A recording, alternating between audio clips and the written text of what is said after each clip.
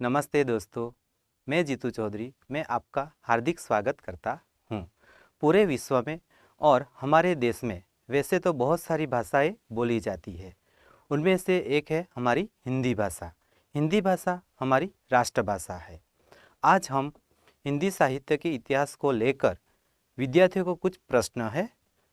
आज उन प्रश्नों के बारे में हम डॉक्टर भावेश सर से चर्चा करेंगे। नमस्ते सर।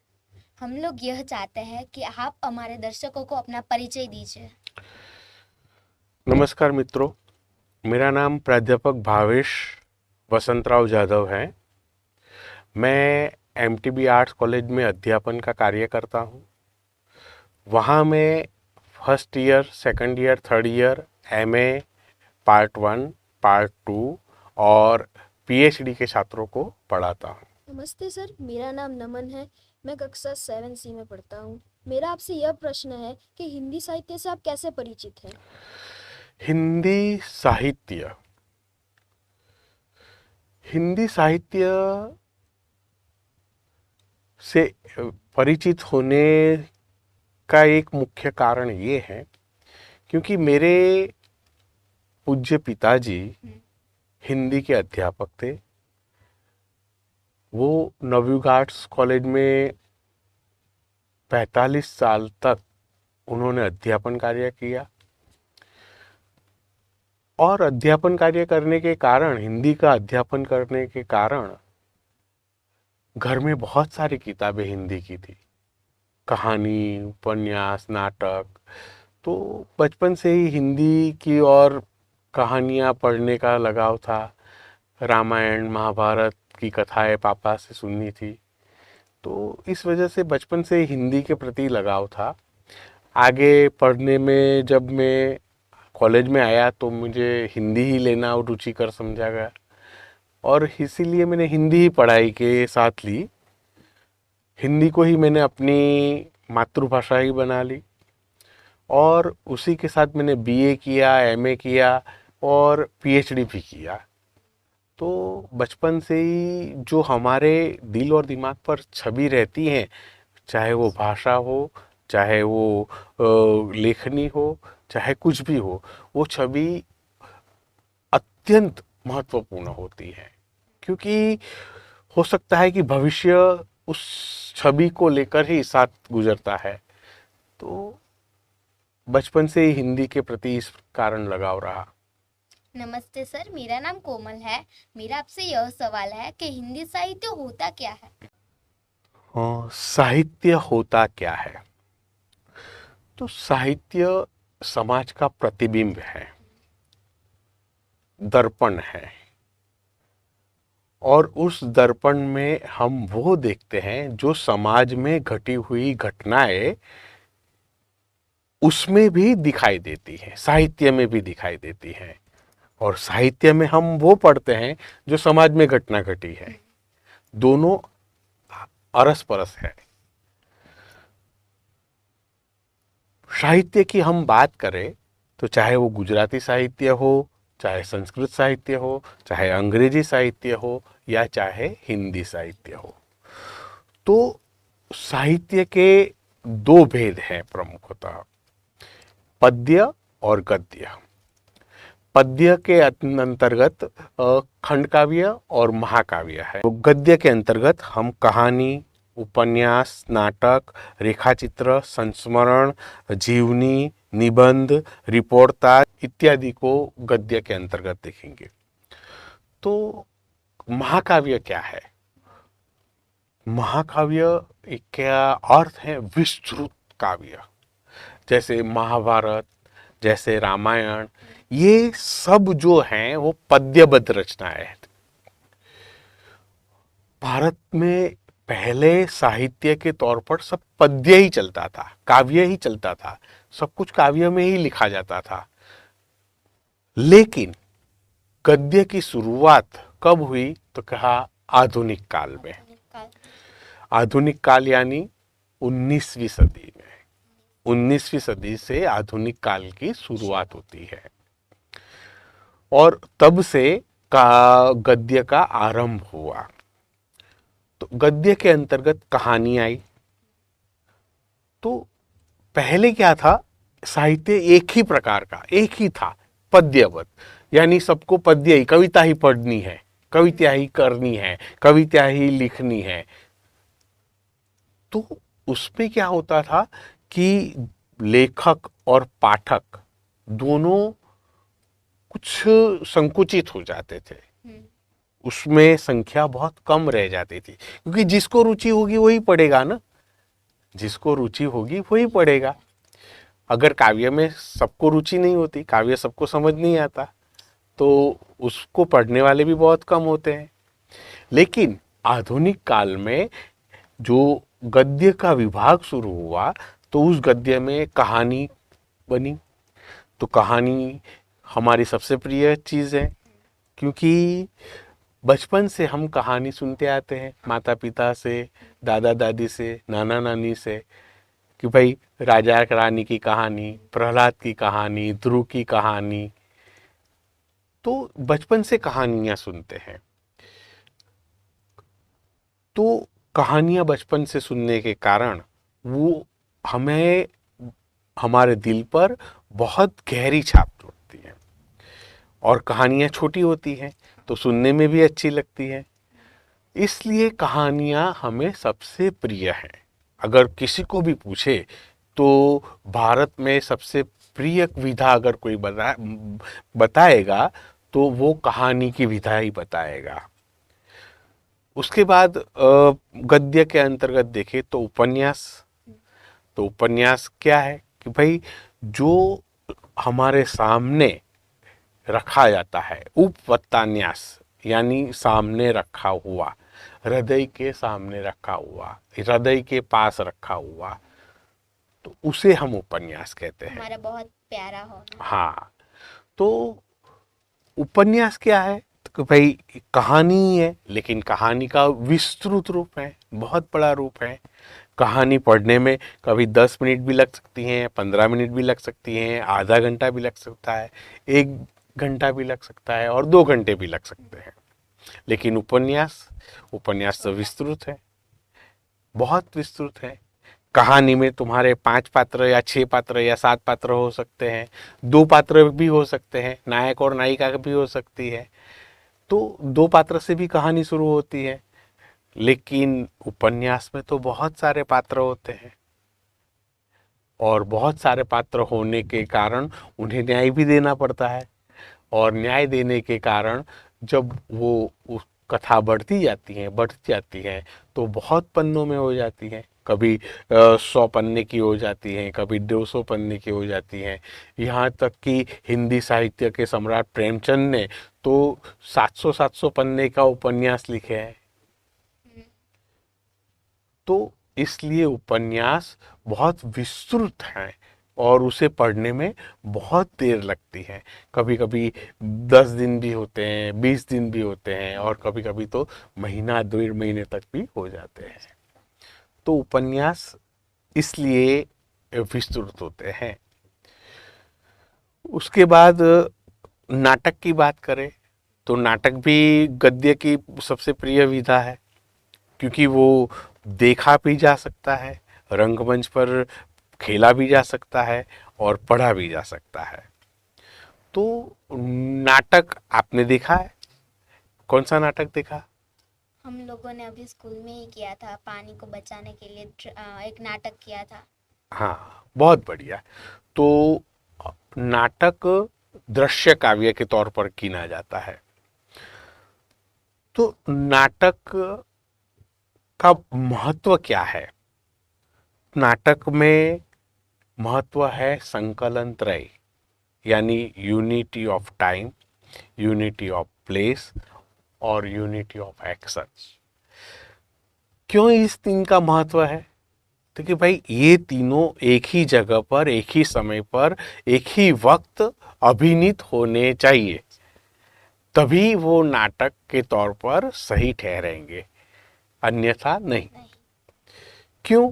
कि भाई अब बारिश का सीन है और नायक नायिका भीग रहे हैं, तो उसके पास छाता होना चाहिए, या बारिश गिरनी चाहिए, या कहीं पेड़ के नीचे छिपे हुए होने चाहिए। अगर ऐसा नहीं होता तो ये सीन बेकार हो जाएगा। हम्म। तो बारिश होनी चाहिए, छाता होना चाहिए और ये तीन नायक नायिका भीगते होने चाहिए, तभी तो वो सीन बारिश का हुआ ना। हाँ। अगर गांव का कोई सीन है नाटक में और आप आधुनिक बिल्डिंगें दिखा दोगे, बड़ी बड़ी कारें दिखा दोगे, रोड दिखा दोगे अच्छे से, तो वो क्या ठीक लगेगा? नहीं सर। तो गांव जैसा लगेगा? नहीं। तो गांव जैसा लगने के लिए तो गांव का ही माहौल चाहिए, वहां बैलगाड़ी होनी चाहिए, धूल मिट्टी होनी चाहिए, खेत खलियान होने चाहिए, तभी वो गांव लगेगा। हाँ। तो नाटक इस तरह महत्वपूर्ण है। उसके बाद आता है निबंध। निबंध की बात करें तो आप लोग निबंध लिख रहे होंगे, बरोबर, गद्य में। तो मान लो कि भाई अभी कौन सा तीज त्योहार आने वाला है? होली। होली। हाँ होली। हाँ, होली के ऊपर निबंध आ सकता है। होली क्यों प्रिय है, होली किस लिए प्रिय है, होली में क्या किया जाता है। हम्म। तो निबंध लिखने की भी एक कला है और वो सबको आती है, क्योंकि बचपन से ही आप 5वीं कक्षा से ही निबंध लिखना शुरू करते हाँ हैं। सर। तो निबंध भी ऐसे ही लिखा जाता है। फिर आता है रिपोर्टाज, फिर आता है संस्मरण। संस्मरण यानी जो हम भूल चुके हैं या जो हमें याद है, जो बीता हुआ कल है, उन बीती हुई बातों को हम याद करके जो हम घटनाएं लिखते हैं वो संस्मरण के अंतर्गत आती है। स्मरण। रिपोर्टाज यानी रिपोर्टिंग हम करते हैं तो वो रिपोर्टाज के अंतर्गत आता है। जीवनी यानी जीवन की जो भी घटनाएं हैं वो हम लिखते हैं तो वो जीवनी है। हम्म। गांधी जी की जीवनी पढ़ी आपने? नहीं सर। तो जीवनी भी पढ़ने जैसी है। दरेक महापुरुष, विवेकानंद की जीवनी पढ़ो, गांधी जी की जीवनी पढ़ो, सरदार वल्लभ भाई पटेल की जीवनी पढ़ो, अद्भुत है। क्या थे, क्या हो गए। हाँ। तो जीवनी यानी जीवन चर्चा, जीवन यात्रा। तो इस प्रकार गद्य साहित्य हमारे सामने अलग अलग विधाओं में उपस्थित होता है। मेरा नाम देविका है और मेरा एक सवाल है कि हिंदी भाषा और साहित्य का प्रारंभ कब से माना जाता है? हिंदी भाषा और साहित्य का प्रारंभ आज से 1000 वर्ष पूर्व से माना जाता है। तो जब संस्कृत में से प्राकृत, अपभ्रंश और अपभ्रंश में से जो आसान सबसे भाषा निकली वो है हिंदी। तो हिंदी का आरंभ तब से माना जाता है। सर मेरा आपसे यह प्रश्न है कि हिंदी के प्रथम कवि कौन है? हिंदी के प्रथम कवि चंद बरदाई है। चंद बरदाई हिंदी के पहले कवि है। सर मेरे मन में एक और प्रश्न आ रहा है कि हिंदी भाषा के अंग कौन कौन से हैं? हिंदी भाषा के अंग की बात करें तो हिंदी भाषा के 4 अंग हैं मुख्यतः। एक ध्वनि, वाक्य, अर्थ और शब्द। तो ये 4 जब मिलते हैं तब वो भाषा बनती है।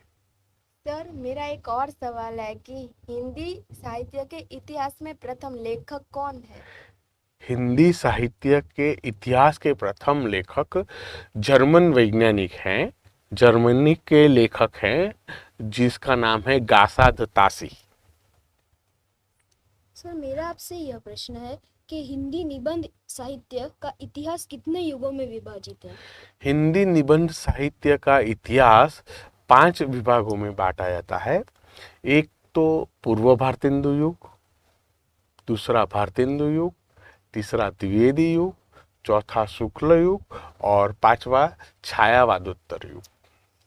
सर मैं एक और प्रश्न पूछना चाहती हूँ कि हिंदी साहित्य को भारतीय विद्वानों ने कितने काल में विभाजित किया है? हिंदी साहित्य के को भारत के विद्वानों ने 4 भाग में विभाजित किया।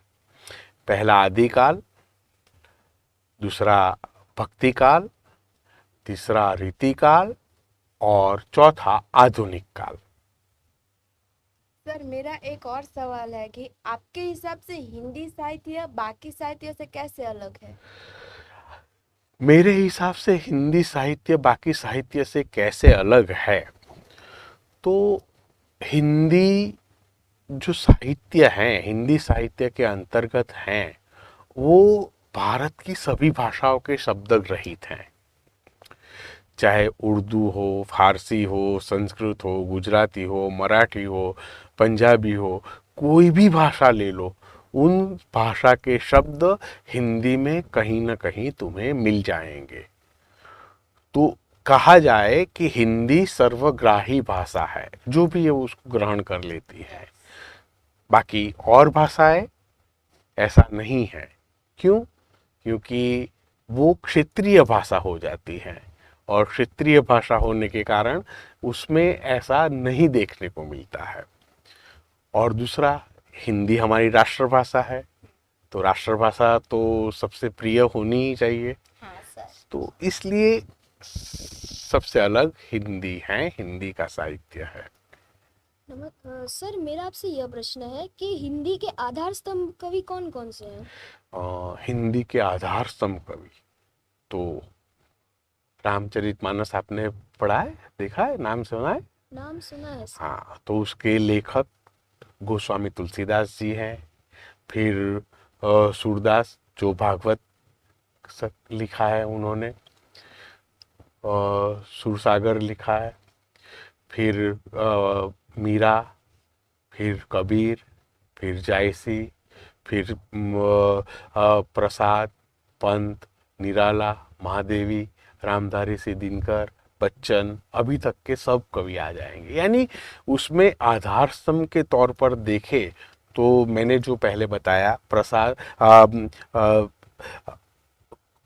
मानस के गोस्वामी तुलसीदास, सूरदास, कबीरदास, मीरा, जायसी और प्रसाद, पंत, निराला, महादेव। मैं एक और प्रश्न पूछना चाहती हूँ कि हिंदी साहित्य की प्रमुख भक्ति शाखा कितनी है? हिंदी साहित्य की प्रमुख भक्ति शाखा 6 है। तो एक तो निर्गुण शाखा है, सगुण शाखा है, सगुण और निर्गुण पहले 2 शाखा, फिर राम भक्ति शाखा, उसके साथ कृष्ण भक्ति शाखा, फिर है प्रेम मार्गी शाखा और ज्ञान मार्गी शाखा। 6 शाखा होती है। सर ये प्रश्न है मेरा कि हिंदी भाषा को सरल से कठिन की तरफ कठिन से सरल की तरफ कैसे ले जा सकते हैं? हिंदी भाषा तुम्हें कठिन लग रही है? हिंदी भाषा जितनी सरल भाषा तो कोई है ही नहीं। हाँ सर। आप देखो, आप फिल्म देखते हो, कौन सी भाषा में देखते हो? हिंदी भाषा में देखते हो। तो हिंदी भाषा हमारे लिए सबसे आसान भाषा है। आप देखिए, कश्मीर से कन्याकुमारी तक हिंदी भाषा बोली जाती है, और हिंदी भाषा इसलिए बोली जाती है क्योंकि वो जन की भाषा है, लोगों की भाषा है। हिंदी भाषा को तांगे वालों की भाषा भी कहा है, क्योंकि गांव में भी, देहात में भी हर जगह हिंदी बोली जाती है। आप देखोगे तो आधा भारत, आधा से ऊपर 80% भारत हिंदी भाषा में व्यवहार करता है। कौन सा प्रदेश हिंदी भाषा में व्यवहार नहीं करता? तो कि भाई दक्षिण भारत। दक्षिण भारत के जो 4 राज्य हैं, तमिल, तेलुगु, मलयालम और कन्नड़, ये 4 राज्य ही हिंदी का हिंदी में कार्यरत नहीं करते, कार्य नहीं करते। सर तो इसके अलावा तो पूरे भारत में हिंदी बोली जाती है, यहाँ तक कि अब तो विदेशों में भी बोली जाती है। आपको अभी 3 दिन पहले की मैं बात बताऊं तो 3 दिन पहले यूएई यानी अरब अमीरात में एक कायदा लागू हुआ और उस कायदे में ऐसा कहा गया कि हिंदी न्यायिक प्रक्रिया की तीसरी भाषा के तौर पर वहां स्थापित हुई। न्यायिक प्रक्रिया यानी जो न्याय की भाषा होती है उसमें उन लोगों ने हिंदी को तीसरे नंबर पर स्थान दिया। और भारत में तो पहले नंबर की भाषा है, विश्व में भी दूसरे नंबर की भाषा है, तो वो भाषा कठिन कैसे हो सकती है? हाँ, कठिन उसके शब्द हो सकते हैं, क्योंकि जो हम उसके व्याकरण के भीतर नहीं जाते, उसके अंतर्गत अंदरूनी हिस्से को नहीं देखते, इसलिए हमें वो व्याकरण का हिस्सा थोड़ा कठिन लगता है। अन्यथा अगर व्याकरण को छोड़े तो हिंदी जितनी आसान भाषा कोई है ही नहीं। सर, मेरा आपसे यह प्रश्न है कि वर्तमान समय में हिंदी भाषा का क्या महत्व है?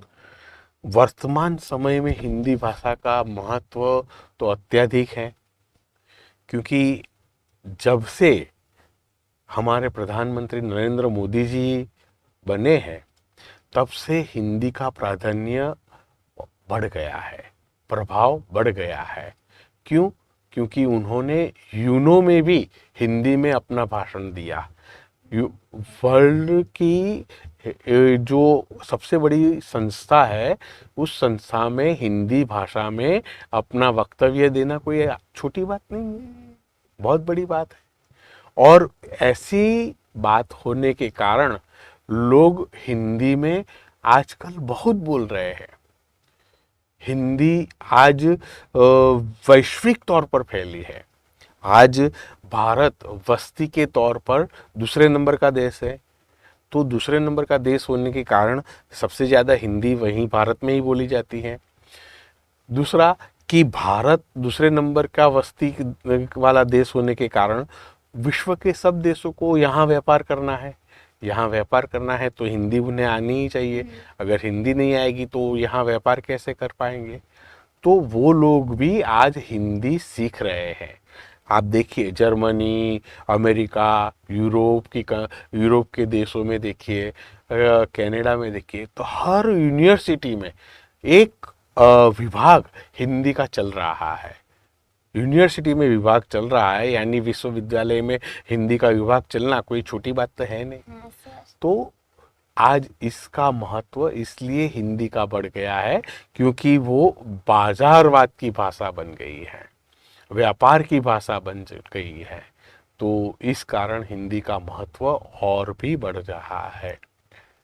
इसी के साथ मैं अपने शब्दों को पूर्ण विराम देते हुए आपका तहे दिल से आभार प्रकट करता हूं, और आपने आपका बहुमूल्य समय हमें प्रदान किया और आप हमारी स्कूल में आए, इसलिए आपको धन्यवाद। धन्यवाद सर। धन्यवाद, आप सभी का धन्यवाद। और आपके स्कूल ने मुझे यहाँ आमंत्रित किया, इसलिए आपके स्कूल का और प्राचार्य का भी धन्यवाद।